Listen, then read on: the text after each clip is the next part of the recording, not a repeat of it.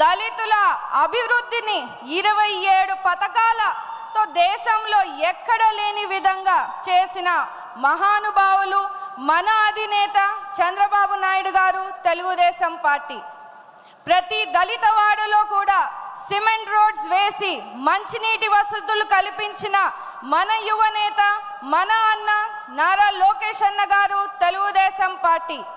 భూమి లేని నిరుపేదలైన దళితులకు భూమి కొనుగోలు చేసి రైతులుగా మార్చి సమాజంలో గౌరవం కలిగించిన మన తెలుగుదేశం పార్టీ. సామాజిక న్యాయం కల్పించాలని, అణగారిన వర్గాలకు పిల్లల విద్యను అభ్యసించేలా, ఆర్థికంగా అభివృద్ధి చెందాలని, సమాజంలో గౌరవంగా జీవించేలా చూడాలని డాక్టర్ బిఆర్ అంబేద్కర్ గారు కలలు కన్నారు.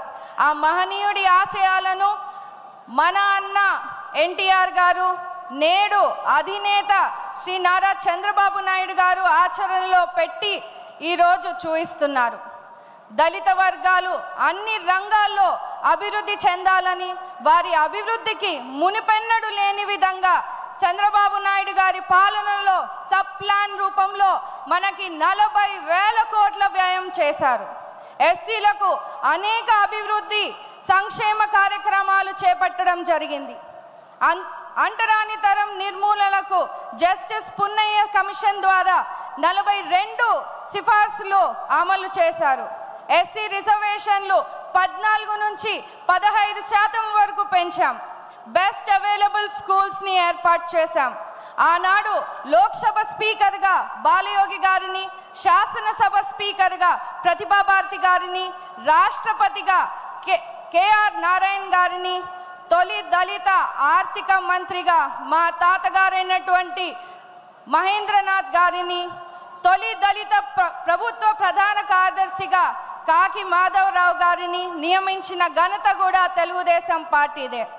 ఆర్థికంగా, రాజకీయంగా, సామాజికంగా సమాజంలో దళితులకు సముచిత స్థానం కలిగించేలా ప్రోత్సహిస్తున్నటువంటి మన దేవుడు, మన ముఖ్యమంత్రి వర్యులు నారా చంద్రబాబు నాయుడు గారు, లోకేష్ అన్న గారు, తెలుగుదేశం పార్టీ.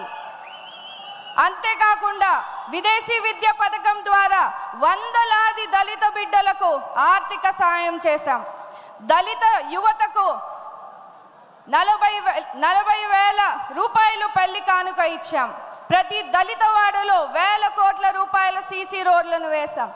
ఇన్ని మంచి పనులు, ఇన్ని మంచి స్కీమ్స్ని మన దళితులకి అభివృద్ధి చెందేలా చేస్తే జగన్మోహన్ రెడ్డి గారు అధికారంలోకి వచ్చాక ఇవన్నిటిని కూడా నిర్వీర్యం చేశారు. దళితులకు సంబంధించిన 27 పథకాలు రద్దు చేశారు. 28,000 కోట్ల సబ్లాన్ నిధులను దారి మళ్లింపు చేశారు. ఎస్సీ కార్పొరేషన్లు నిర్వీర్యం చేశారు. వైసీపీ పాలనలో దళితులపై దాడులు, దౌర్జన్యాలు పెరిగాయని స్వయంగా రాజ్యసభలో కేంద్రం వెల్లడించింది. అందుకే రాష్ట్రంలో ఉన్న అన్ని దళితులందరూ కూడా ఒక్క మాటగా చంద్రబాబు నాయుడు గారిని మళ్ళీ ఈరోజు ముఖ్యమంత్రి చేసుకున్నారు.